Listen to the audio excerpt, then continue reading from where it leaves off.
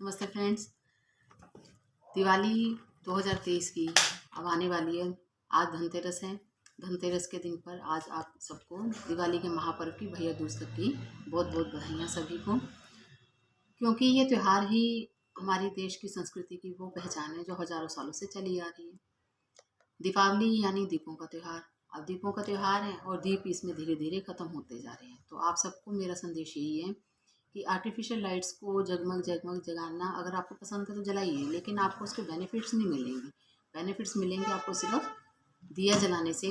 जैसे कि अगर हम घी का दिया जलाते हैं तो उससे ऑक्सीजन लेवल बनता है, और अगर हम कड़वा तेल यानी सरसों का तेल जिसको कहा जाता है या फिर हम तिल का तेल का भी प्रयोग कर सकते हैं। अब ये प्राकृतिक तौर पर जो तेल है, जब हम इनकी बाती बनाकर जलाते हैं तो इसमें आसपास के मानसून के मौसम में बने हुए जितने भी कीट पतंगे हैं वो आकर भस्म हो जाते हैं। अब उनके भस्म होने की वजह से क्या है, होता ये है कि इसी में डेंगू के मच्छर भी हैं और इसी में आपको डेंगू मच्छर भी मिल जाएगा, एनोफिलीज मच्छर भी मिल जाएगा।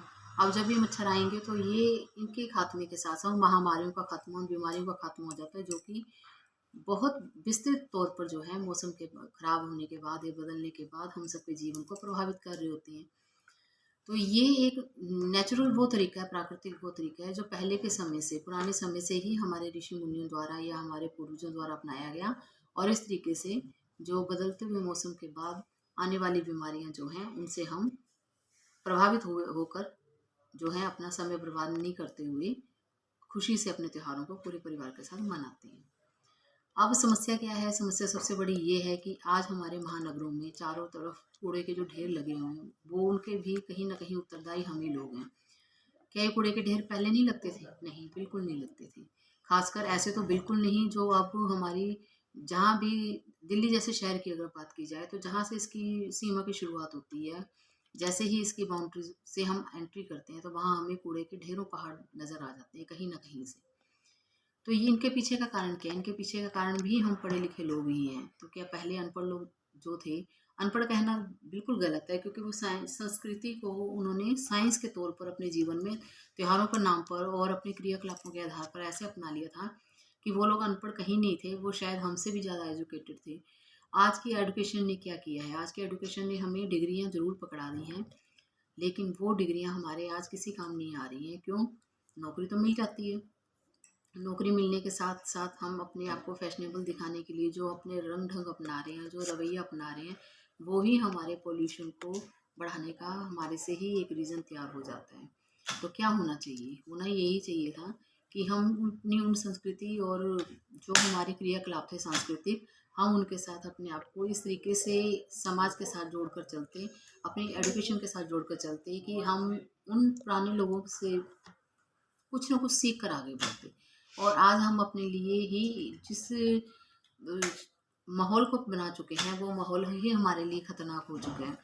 अब जैसे त्योहारों पर पटाखे छोड़ना हमारी पुरानी परंपरा है, और पटाखों से क्या होता है, छोटे छोटे ऐसे वायरस और कीटाणु जो थे, जो इतनी भयानक आवाज़ों में खत्म हो जाते थे। अब जैसे पटाखे चलाने बंद कर दिए, लेकिन पोल्यूशन इतना है, चाहे पराली का बोला चाहे रीज़न कुछ भी हो, लेकिन रीज़न तो पराली का ही है अगर ज़्यादा बड़ा, तब भी हम उस पॉल्यूशन से अपने आप को नहीं बचा पा रहे हैं। तो क्या हम लोग फेल हो रहे हैं? हाँ, हम लोग बिल्कुल सच में ही फेल हो रहे हैं कि आज हमने अपना पर्यावरण ऐसा बना लिया है जो कि आज हमारे लिए हानिकारक साबित होता जा रहा है।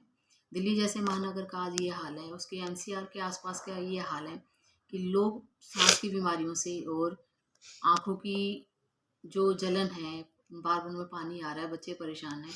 तो त्योहार जो हैं ये हमेशा ही इतने पेनफुल होते जा रहे हैं दिन पर दिन कि त्योहारों की खुशी कम, और जो शरीर की बिगड़ती हुई हालात हैं ये हमें ज़्यादा परेशान कर रहे हैं।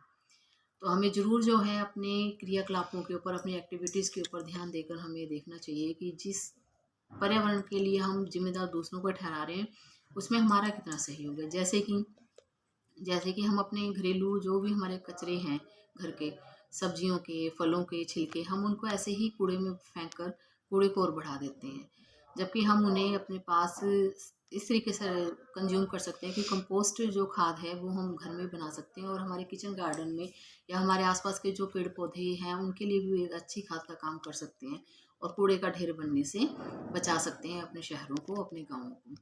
अब इसके साथ साथ बहुत बड़ी एक जो चीज़ है वो एक आज का जो हमारा टॉपिक है वो ज़्यादातर पर्यावरण और हमारी संस्कृति के जो मेल का है उसी के ऊपर हमारी चर्चा है। दूसरा जो सिस्टम है वो ये है कि च्युइंगम खाने वाले बच्चों से रिलेटेड, बच्चे क्या बड़े भी खाते हैं। अब खाते हैं तो इसमें हानि क्या है? एक तो ठीक है, अगर आपको कान में कोई प्रॉब्लम है तो कान की एक्सरसाइज हो जाती है। इससे जो आपका जो लाइन है वो अपना सेट हो रहता है बार बार उसकी एक्सरसाइज करने से। तो फिर नुकसान क्या है? नुकसान ये है कि जाने अनजाने जब वो खाई हुई च्युइंगम को अगर हमने उसका रैपर संभाल कर नहीं रखा है और हम इधर उधर का कहीं भी फेंक देते हैं तो वो उन बेजुबान प्राणियों के लिए हानिकारक है। ऐसे चिड़िया है या ऐसे कोई भी पक्षी अगर उनको खा लेते हैं तो उनकी चोंच अगर उससे चिपक जाती है तो वो अपने खाने पीने से बिल्कुल बेजुबान जानवर मोहताज हो जाते हैं और वो किसी को भी नहीं अपना दुख बता सकते हैं। तो जाने अनजाने में गलतियाँ हम सबसे कभी ना कभी हो ही जाती हैं। तो क्यों न हम अपने समाज को अवेयर करें और अपने इन गलतियों को होने से रोकें, क्योंकि ये जानबूझकर नहीं की जाती, ये अनजाने में हो जाती हैं।